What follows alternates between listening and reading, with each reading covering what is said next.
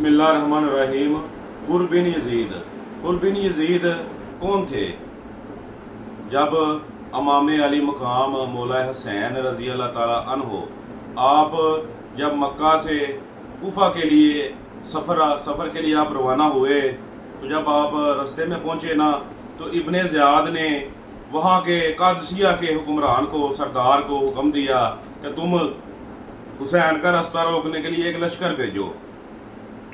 तो जो लश्कर भेजा गया उसका सिपा सलार जो था वो हुर था। तो जब आप रास्ते में पहुंचे ना, तो आपने जब ये हुर सामने से आ रहे थे, तो आपने अपने साथी से कहा कि मुझे लगता है सामने से कोई आ रहा है। तो सामने से एक लश्कर नजर आया। वो लश्कर जब आपके पास आया 1000 का लश्कर था।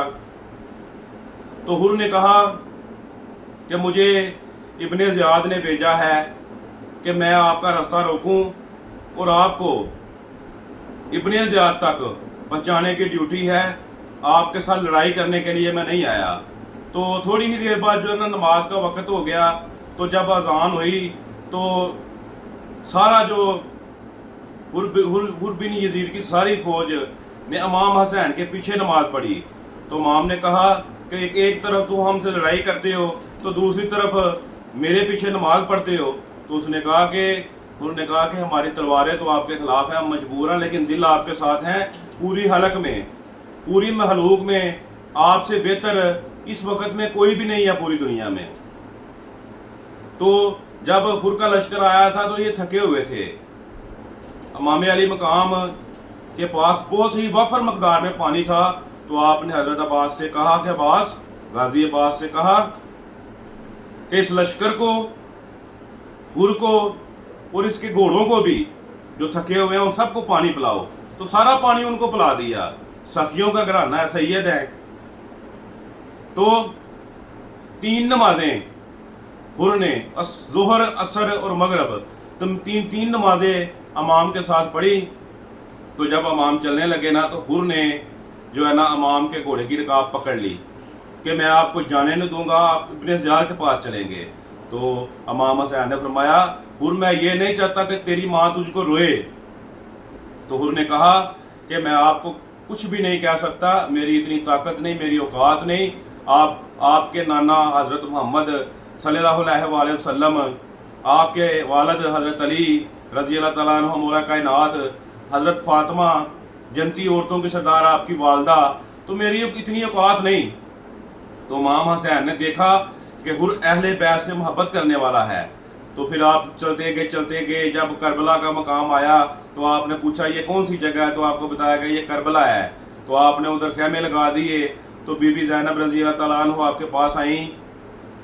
तो उन्होंने कहा कि या हुसैन, आपको बहुत सारे लोगों ने रास्ते में रोकने की कोशिश की, लेकिन आप रुके नहीं। मुझे पता है आप हक पे हो, लेकिन आप रुके नहीं, इसी मुकाम पे क्यों रुके? तो मौला हुसैन रज़ी अल्लाह तआला अन्हु ने फरमाया कि मेरी बहन रात को मेरे नाना जान सरकार हज़रत मोहम्मद सल्लल्लाहु अलैहि वसल्लम मेरी ख्वाब में आए। उन्होंने कहा, ऐ हुसैन, अगर आज तुम यजीद जैसे लोगों के सामने खड़े ना हुए तो ये रीत या रवाज पड़ जाएगा कि कोई भी जुल्म के खिलाफ खड़ा नहीं होगा, सब बातल के सामने गर्दनें झुका देंगे। तो इसलिए मुझे यजीद के सामने और इसके जुल्म के सामने खड़ा होना पड़ेगा। तो फिर हुर बिन यजीद, ये जब इब्ने ज़ियाद को पता चला, उसके जसूसों ने बताया कि हुर जो है ये हुसैन रज़ी अल्लाह तआला अन्हु के साथ कोई ज़्यादा सख्ती नहीं बरत रहा। तो जो है ना उसने फिर और फौज भेजी। उमर बिन साद को भेजा, अमर बिन साद को, उसके अलावा शिमर को भेजा, 20-22 हज़ार की फौज भेजी। तो जब हुक्म किया कि पानी भी बंद कर दो, पानी बंद कर दिया गया। तो जब 9 मुहर्रम की रात थी ना, तो हुर बिन यजीद जो है ना उसने सोचा कि मेरी वजह से आज हुसैन जो है ना इस जगह पे फंसे हुए हैं, मैं बड़ा गुनहगार हूँ। तो आप सारी रात रोते रहे और कहते कि मैं जन्नत और दोज़ख के दरमियान खड़ा हूँ। तो फिर अपने बेटे से कहा कि मुझे रस्सी से बांध के हुसैन के पास ले जाओ। तो जब 10 मुहर्रम की सुबह का सूरज तुलू हुआ, तो आप अपने घोड़े पे बैठे और हज़रत मौला हुसैन रज़ी अल्लाह तआला अन्हु के पास चले गए। اور جا کے کہا کہ مجھے معاف کر دیں، میری غلطی ہے، میں آپ کو یہاں تک لے کے آیا، سرکار مجھے معاف کر دیں۔ تو مولا حسین نے کہا کہ جا حر، میں نے تجھے معاف کیا اور قیامت تک مجھ سے پیار کرنے والے تمہارا نام عزت سے لیں گے، تو چلا جا۔ حر نے کہا نہیں، میں آپ کے ساتھ رہوں گا اور آپ کے ساتھ شہید ہوں گا۔ تو پھر آپ نے حر کو لڑنے کی اجازت دی۔ پہلے حر کا بیٹا گیا، حر کا بیٹے نے بڑی بہادری سے ان کا مقابلہ کیا اور وہ شہید ہوا۔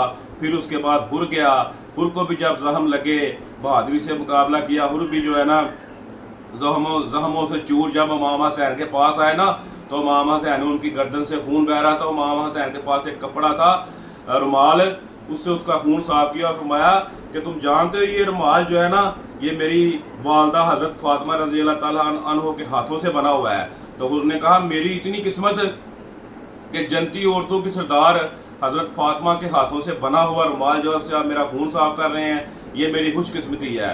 اور پھر حر جو ہے نا وہ شہید ہو گئے، اور قیامت تک حر نے ظلم کا، ظالموں کا ساتھ چھوڑ کے امام حسین کی صف میں کھڑے ہوئے اور اپنا نام شہیدوں میں شامل کیا، اور قیامت تک جب بھی کربلا کا ذکر ہوگا حر کا نام ایک سنہرے حروف میں لکھا جائے گا، اور لوگ حر کو پیار اور عزت کی نگاہ سے ہمیشہ یاد کرتے رہیں گے۔ اللہ آپ سب کا حامی ناصر۔